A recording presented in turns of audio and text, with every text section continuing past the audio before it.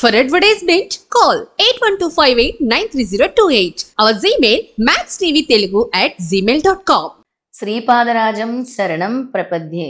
ప్రతివారంలాగా ఈ వారం 5వ అధ్యాయంతో గురుచరిత్ర పారాయణంలోని 5వ అధ్యాయంతో మీ ముందుకు వచ్చాను. ఈ 5వ అధ్యాయం పారాయణం చేయటం వల్ల యోగ్యులైన బుద్ధివంతులైన సంతానం కలుగుతారు. ఎవరైతే ఇప్పుడు కడుపుతో సంతానం కావాలనుకుంటున్నారో, అలాగే ఎవరైతే ఇప్పుడు కడుపుతో ఉన్నారో బిడ్డల్ని త్వరలో బిడ్డలు జన్మించబోతున్నారో వారందరూ కూడా ఈ 5వ అధ్యాయం పారాయణం చేస్తే చక్కగా యోగ్యులు బుద్ధివంతులైన సంతానం కలుగుతుంది అని మనకి ఈ పారాయణంలో స్వామివారు స్వయంగా చెప్పారు. ఇప్పుడు గురు మహిమ గురించి తెలుసుకుందాము. 5వ అధ్యాయంలో ఏం చెప్తున్నారో స్వామి తెలుసుకుందాం. శ్రీ గురుచరిత్ర 5వ అధ్యాయం. శ్రీ గణేశాయ నమః, శ్రీ సరస్వతీ నమః, శ్రీ గురుభ్యో నమః. శ్రీ గురుని మహిమ విని భక్తి కలిగి ఆయన మహిమ గురించి చింతన చేస్తూ ఆయన దర్శనం కోసం తప్పిస్తున్న నామధారికుడికి మొదట స్వప్న దర్శనము, తర్వాత అవధూత దర్శనము, ప్రత్యక్ష దర్శనము కలుగుతాయి. ఇది నిర్దిష్టమైన పద్ధతి. రాజు సుమతి కూడా దత్తమహిమ తెలిసి అయిన భక్తులైన అతిథులను ఆయన రూపంగా భావించి సేవిస్తుండగా స్వామి భిక్ష రూపంలో మొదట దర్శనమిచ్చి అనుగ్రహిస్తారు. తపస్వి అయిన అత్రి మహర్షికి కూడా దత్తస్వామి మొదట ధ్యానంలో దర్శనమిచ్చి అటు తర్వాత మానవ ఆకృతిలో అతిథులుగా ఆశ్రమానికి వచ్చినట్లు 16 అవతారాల వృత్తాంతంలో దత్త భాగవతంలో కూడా ఉన్నది. ఆధునిక యుగంలో కూడా శ్రీ వాసుదేవానంద సరస్వతి స్వామి అనుభవము అలాగే ఉన్నది. శ్రీ సాయిబాబా అకల్కోట్ స్వామి చరిత్రలో కూడా శ్రీ గురుచరిత్ర, శ్రీ గురుగీత పారాయణం చేసే ఎందరికో మొదట ఆ మహనీయులు స్వప్న దర్శనం ఇచ్చి అటు తర్వాత వారికి ప్రత్యక్ష దర్శనం లభించడం చూడవచ్చు. పారాయణం వల్ల ముముక్షత్వము, దైవీ సంపద, సద్గురు దర్శనాభిలాష మొదట తీవ్రమై సేవించుకోగల సంస్కారం కూడా హృదయానికి కలుగజేస్తుంది. ఆ నిర్దిష్టమైన పద్ధతి విడిచి మనమే సద్గురువు కోసం అన్వేషిస్తూ కలి వైపరీత్యం వలన కపట సద్గురువుల బారిన పడటం కూడా జరుగుతూ ఉంటుంది. కలియుగంలో ఒక మహనీయుడు చెప్పినట్లు మనం ఆజ్ఞులం కనుక మన నిర్ణయం ఆ విషయంలో కూడా లోపాభయిష్టంగా ఉండి తీరుతుంది. దత్తానుగ్రహము నామధారక శర్మకు సిద్ధుని దర్శనంగా మాత్రమే కాక ఆయన నిత్యము చదువుకునే శ్రీ గురుచరిత్ర గ్రంథం రూపంలో అందుండే గురులీలల శ్రవణం చేసే భాగ్యంగానూ లభించింది. ప్రత్యక్షంగా శ్రీ గురుని సేవించిన సిద్ధుడు వ్రాసినది గనుక ఆ గ్రంథం యథార్థంగా దాని రూపంలో పారాయణ సమయంలో సిద్ధుడే మనకది చెప్పినట్లు అవుతుంది. కనుక తగిన శ్రద్ధతో పారాయణం చెయ్యాలి. ఇంతసేపు గురు మహిమ గురించి తెలియజేశాను. ఇప్పుడు అసలు కథలోకి వెళ్దాము. అందుకే నేను ప్రతి ఒక్కరికి కూడా చెప్తూ ఉంటాను, దత్త బంధువులందరికీ కూడా, దత్త కుటుంబానికి, అలాగే దత్త సాంప్రదాయంలోకి వచ్చే వాళ్ళకి కూడా చెప్తూ ఉంటాను. ఎవరైతే ఈ గురుచరిత్ర పారాయణం చేస్తూ ఉంటారో వాళ్ళకి ముందు స్వామి స్వప్న దర్శనం ఇస్తారు. మనస వాచ కర్మన నాకు స్వామి కనిపించాలి అని పరితపించే వాళ్ళకి ముందు స్వప్న దర్శనం ఇస్తారు. తర్వాత వివిధ క్షేత్రాలకి పిలిపించుకుంటూ ఉంటారు ఆయన దత్తక్షేత్రాలకి. తర్వాత మానవాకృతిలో ఏదో ఒక రూపంలో కూడా స్వామి దర్శనమిస్తూ ఉంటారు. ఆయన్ని గుర్తించగలిగే శక్తి కూడా ఆయన మనకి ప్రసాదిస్తూ ఉంటారు ఈ గురుచరిత్ర పారాయణం వల్ల. ఇప్పుడు కథలోకి వెళ్ళిపోదాం. నామధారకుడు మహానుభావ, భగవంతుడు కలియుగంలో కూడా 2 సార్లు అవతరించారంటిరిగా, వాటిని వివరించండి అని అడిగాడు. అతని శ్రద్ధాభక్తులను సంతోషించి సిద్ధుడు ఇలా చెప్పాడు. మంచిది, ఆ కథలు వినటం వల్ల నీకెంతో ప్రయోజనము. అవి చెప్పటం వల్ల నాకు అలాంటి ప్రయోజనమే కలుగుతుంది. శ్రద్ధగా విను అన్నారు. ధర్మాన్ని, ధర్మాత్ములను రక్షించి దుష్టుల దౌష్టర్యాన్ని రూపుమాపడానికి భగవంతుడు తన లీల చేత మానవ రూపంలో అవతరిస్తూ ఉంటాడు. ఈ కలియుగంలో కూడా అలానే ఇప్పుడు మనం కూర్చున్న గంధర్వపురానికి తూర్పు దిక్కున దూరంగా పవిత్ర గోదావరి సమీపంలో ఉన్న పీఠికాపురం అనే అగ్రహారంలో ఆయన అవతరించారు. పిఠాపురంలో అప్పలరాజు శర్మ, సుమతి అనే పుణ్య దంపతులు ఉండేవారు. వారు బ్రాహ్మణులు, ఆపస్తాంబ శాఖకు చెందినవారు, దత్త భక్తులు. వారికి ఎందరో పిల్లలు పుట్టారు గాని అందరూ చనిపోగా 2 మాత్రమే బ్రతికారు. వారిలో ఒకడు కుంటివాడు, మరొకడు గుడ్డివాడు. తర్వాత కూడా 2 పిల్లలు పుట్టి చనిపోయారు. నిత్యము భిక్షకై వచ్చేవారిని శ్రీ దత్తరూపాలుగా భావించి వారు భిక్ష సమర్పిస్తూ ఉండేవారు. ఒక అమావాస్య నాడు వారింట్లో బ్రాహ్మణులను పిలిచి శ్రద్ధాకర్మ ప్రారంభించారు. ఆ రోజున బ్రాహ్మణ భోక్తులు భోజనం చేయక ముందు మరెవరూ భోజనం చేయరాదని శాస్త్రం. కానీ ఆనాడు బ్రాహ్మణులకు భోజనం వడ్డించకముందే వారింటికి దండ కమండలం ధారి అయిన ఒక సన్యాసి వచ్చి భిక్ష కోరాడు. శ్రద్ధా కలాపంలో నిమగ్నుడై ఉండి ఇంటి యజమానికి సంగతి తెలియదు.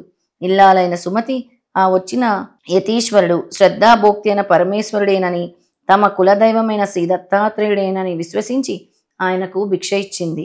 ఆమె భక్తి విశ్వాసాలను సంప్రీతుడైన యతీంద్రుడు యథార్థమైన తన దత్తాత్రేయ స్వరూపంలో దర్శనమిచ్చాడు.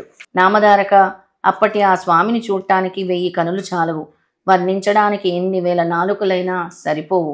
2 చేతులలో శంఖ చక్రాలు, 2 చేతులలో డమరు త్రిశూలాలు, మిగిలిన 2 చేతుల్లో జపమాల కమండలము ధరించి 6 బాహువులతో 3 ముఖాలతో స్వామి వెలిగిపోతున్నాడు. వెండి కొండవలే తెల్లని కాంతితో ఆయన మూర్తిభవించిన శుద్ధస్తత్వము అన్నట్లు ప్రకాశిస్తున్నారు. ప్రపంచంలోని దీనులందరిని ఉద్ధరించడానికి 6 చేతులు చాలక అనేకమైన బాహువులే ఆయన శిరస్సు నుండి వచ్చాయా అన్నట్లు ఆయన జూటం నుండి జుట్టు పాయలుగా వేలాడుతున్నది. ఆ తల్లి సుమతిని తన జన్మ సార్థకమయ్యేలా అమృతమూర్తిని ఒడలెల్లా కళ్ళు చేసుకొని ఆ కన్నులతోనే పానం చేయసాగింది. అప్పుడు ఆ కరుణాకరుడు, తల్లి, అచంచలమైన నీ విశ్వాసానికి సంప్రీతుడినయ్యాను. శ్రద్ధా బ్రాహ్మణులు భోజనం చేయకముందే నేను పరమేశ్వరుడన్న విశ్వాసంతో భోజనం పెట్టావు. నీ అభిష్టమేమిటో చెప్పు, నేను తప్పక నెరవేర్చగలను అన్నాడు. స్వామి మాటలు అమృతధారలై ఆమె చెవుల ద్వారా శరీరంలోకి సర్వధాతువుల్లోకి ప్రవహించసాగాయి. జగన్మోహనమైన శ్రీ దత్తాత్రేయ స్వామి దర్శనంతో ఆమె కనులు ఆయన యొక్క అమృత వాక్కులు వినటం వలన ఆమె చెవులు బ్రహ్మ వాక్కులైన వేదాలను వినిన ఋషి ఉత్తముల చెవుల వలె పరమ పావనమయ్యాయి. ఆమె కృతజ్ఞతతో, పరమాత్మ, యోగులను కూడా ముగ్ధులను చేసేలా దర్శనమిచ్చావు. అంతేకాక నా చేతి అన్నము స్వీకరించావు. ఇంతకంటే నాకేమి కావాలి? నేను ధన్యురాలను. ఈనాటి శ్రద్ధా దేవతలైన మా పితృదేవతలు కూడా ధన్యులయ్యారు. నీవు భక్తుల కోరికలు తీర్చే కల్పవృక్షానివి. నీవు నన్ను తల్లి అని సంబోధించావు కనుక నేను ప్రత్యేకంగా నిన్ను వరం అడగవలసిన పని లేదు. నీవిచ్చిన మాట నిలుపుకో చాలు అన్నది. భక్తి శ్రద్ధల వలన జాగృతమైన ఆమె బుద్ధిశక్తిని ఆశ్చర్యచకితమైన శ్రీ దత్తాత్రేయ స్వామి ఇదివరకు అత్ర మహర్షి అడిగినట్లే ఈమె కూడా లోకానుగ్రహార్థమైన కోరిక కోరుకున్నది. అమ్మా, నాతో సమానుడైన పుత్రుడే నీకు జన్మిస్తాడు. కానీ నీవు పుత్ర వ్యామోహంతో అతని మాటను పట్టించుకొనక నువ్వు చెప్పినట్లే అతడు చేయాలని నిర్బంధించకూడదు.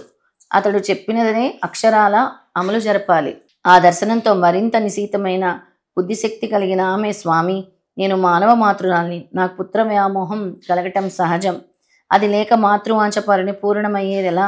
కనుక పుత్రుడు జన్మించాక సమయానుకూలంగా అట్టి వివేకాన్ని మీరే అనుగ్రహించాలి అని ప్రార్థించింది. ఆమె సమయస్ఫూర్తికి మెచ్చి దత్తస్వామి నవ్వి ఆశీర్వదించి అంతర్రహితులయ్యారు. సుమతీదేవి ఆనంద పారవస్యంతో ఇంటిలోనికి వెళ్ళి పితృశ్రద్ధాది కార్యకలాపాన్ని కొనసాగిస్తున్న భర్తను ప్రక్కకు పిలిచి, స్వామి, నేను ఈనాడు అపరాధం చేశాను. చేసిన అపరాధం చెప్తే దోషం పోతుంది. శ్రద్ధ బ్రాహ్మణులు ఇంతవరకు భోజనం చేయలేదు కదా. కానీ ఇప్పుడే ఒక సన్యాసి వచ్చి భిక్షం అడిగాడు. ఆయనే యజ్ఞపతి, శ్రద్ధ ఫలోక్త అయిన శ్రీ దత్తాత్రేయ స్వామి అని భావించి భిక్ష ఇచ్చాను. ఆయన సంతోషించి తన నిజరూపమైన దత్తాత్రేయ స్వామిగా దర్శనం ఇచ్చారు అని చెబుతుంటే ఆమె శరీరం రోమాంచితమై, కంఠం గదగ్ధమై, కన్నులు ఆనంద పుష్పాలతో నిండాయి. ఆ మాటలు విన్న రాజశర్మ ఆమె ముఖంలో తాండవిస్తున్న ఆనంద పారవస్యానికి ఆశ్చర్యచకితుడై సంతోషంతో, సాధ్వి, మనము బ్రాహ్మణులకు భోజనం పెట్టి ఆ శ్రద్ధాకర్మను యజ్ఞభోక్తి అయిన విష్ణువుకే కదా అర్పిస్తాము. అటువంటప్పుడు నువ్వు పెట్టిన భిక్ష భగవంతుడే స్వయంగా గ్రహించగలిగాడంటే అది మన మహద్భాగ్యము. అది కేవలం నీ విశ్వాస ఫలమే. నువ్వు చేసిన ఈ మంచి కార్యం వలన నీవేగాక అందరము కృతార్థులమయ్యాము. శ్రీ దత్తాత్రేయ స్వామి మధ్యాహ్న సమయంలో అనేక రూపాల్లో భక్తుల్ని ఉద్ధరించడానికై అతిథి వలె సంచరిస్తున్నారని వింటున్నాము. ఆచరణలో జరిగిన లోపం వలన అతిథి ఆకలితో తిరిగిపోతే సాక్షాత్తు శ్రీహరి తిరిగిపోయినట్లు నీవు చేసిన పని ఎంతో కళ్యాణకరమైనది అని ప్రశంసించారు. అప్పుడు ఆ పరమ సాధ్వి తనకు స్వామి వరమిచ్చిన సంగతి వివరంగా చెప్పింది. రాజశర్మ, అప్పల్ రాజశర్మ ఆనందభరితుడమై, కళ్యాణి, నీవు మన వంశానికి ప్రపంచానికి కూడా మంగళకరమైన కోరిక కోరావు. నేను ధన్యుణ్ణి అని ఆమెను మనసారా అభినందించారు.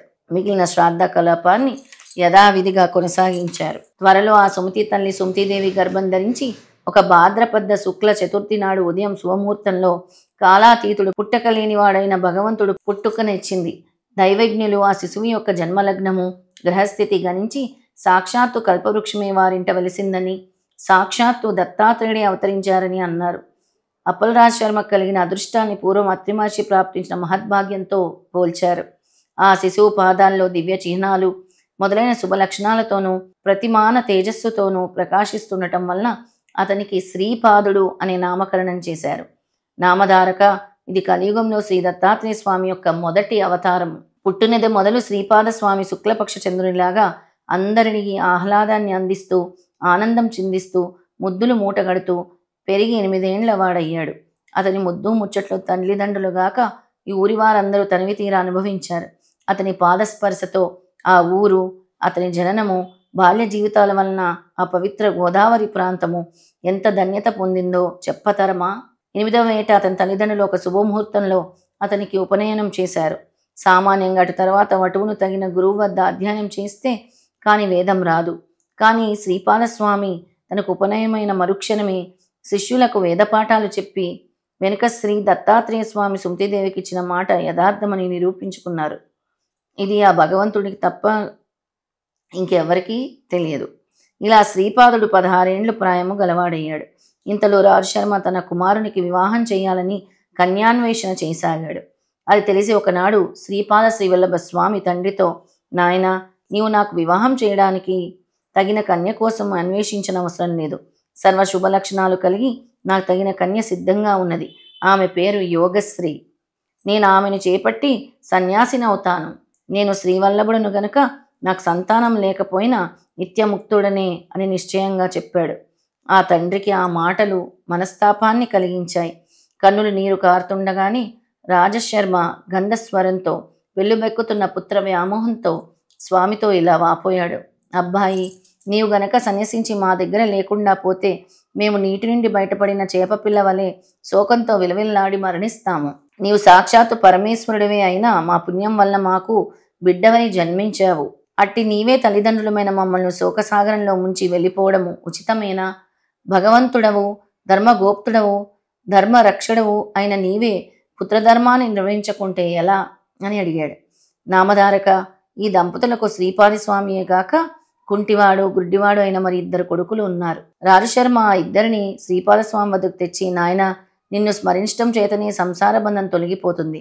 కానీ అవిటివారైన ఈ సోదరులిద్దరిని చూచినప్పుడు మాత్రం మాకు మరలా ఈ సంసార బంధాలు పెనవేసుకుంటాయి. వీరితో మా గతి ఏమి అని దుఃఖించారు. సుమతీదేవి కూడా పొరలుకొస్తున్న దుఃఖం అంచుకుంటూ శ్రీపాదుని సమాధానం కోసం ఎంతో ఆర్తితో ఎదురు చూస్తూ ఉంది. వారి బాధను గుర్తించిన శ్రీపాదస్వామి అన్నలిద్దరినీ తన అమృత హస్తంతో స్పృశించాడు.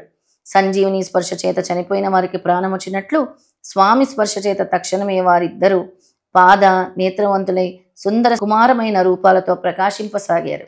సర్వతంత్ర స్వతంత్రుడు, సకల జగానికి యామకుడు అయిన భగవంతుని మహిమకు సాధ్యాసాధ్యాలు లేవు. ఆ అద్భుత సన్నివేశం కన్నులారా చూసిన తల్లిదండ్రులకు శ్రీపాదుడు కేవలం తన పుత్రుడన్న భ్రాంతి పటాపంచలైంది. అతడు లేని చోట లేదు గనక అతడు తమ దగ్గర లేకుండా పోతాడన్న వ్యామోహం అంతరించింది. ఈ ప్రపంచమంతా తన సంతానమే అయినా ఆ ప్రభువు తన పుత్రుడని భ్రమించి ఇంట కట్టిపెట్టుకోవడం అపరాధమని తోచి సుమతీదేవి స్వామిని ఇలా ప్రార్థించింది. ప్రభు, నీ మాయ చేత నీవు మా పుత్రుడవని భ్రమించాము. నీకు పాలిచ్చి పెంచడం వల్ల నీవు సర్వలోకాలకు పాలించే జగన్మాతకు ప్రభు అన్న సంగతి మరిచాను. అనంత కోటి బ్రహ్మాండాలు నీయందే ఇమిడి ఉన్నాయి. నా భ్రాంతి తొలగించు. అప్పుడు ఆయన తన యథార్థ రూపాన్ని తల్లికి మరొక్కసారి దర్శింపచేశాడు. ఆ దివ్య మనోహర మంగళ సుకుమార సుందరమూర్తి ఆమె చూస్తుండగానే కోటి సూర్యుల కాంతితో, కోటి చంద్రుల చల్లదనంతో, చూచేవారి దేహాలతో, ప్రతి అణువును అమృతంతో ముంచివేసేలా దర్శనమైంది. అప్పుడు స్వామి అన్నారు, అమ్మా, నీవిప్పుడు దర్శించిన రూపాన్ని నిరంతరము ధ్యానిస్తూ ఉండు.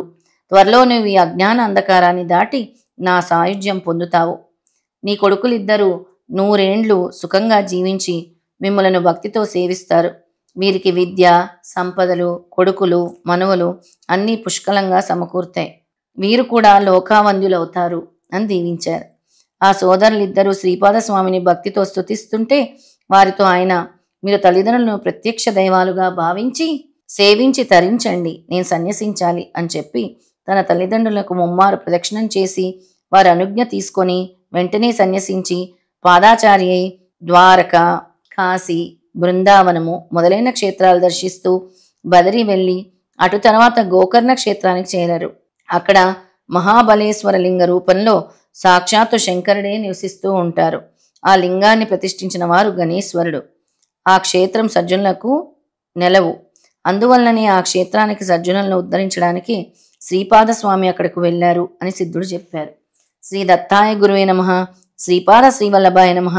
శ్రీ నృసింహ సరస్వతి నమః. 5వ అధ్యాయం సంపూర్ణము.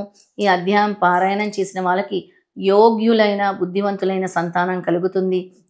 అలాగే ఇందులో శ్రీపాద శ్రీవల్లభ స్వామి రూపాన్ని కూడా వర్ణించడం జరిగింది. అలాంటి ముగ్ధ మనోహరమైన రూపం ఇక్కడ కూడా శ్రీపాదుల వారు ఉన్నారు. ఈ శ్రీపాద స్వామి అనుగ్రహం అందరికీ కలగాలని మనస్ఫూర్తిగా కోరుకుంటూ శుభం.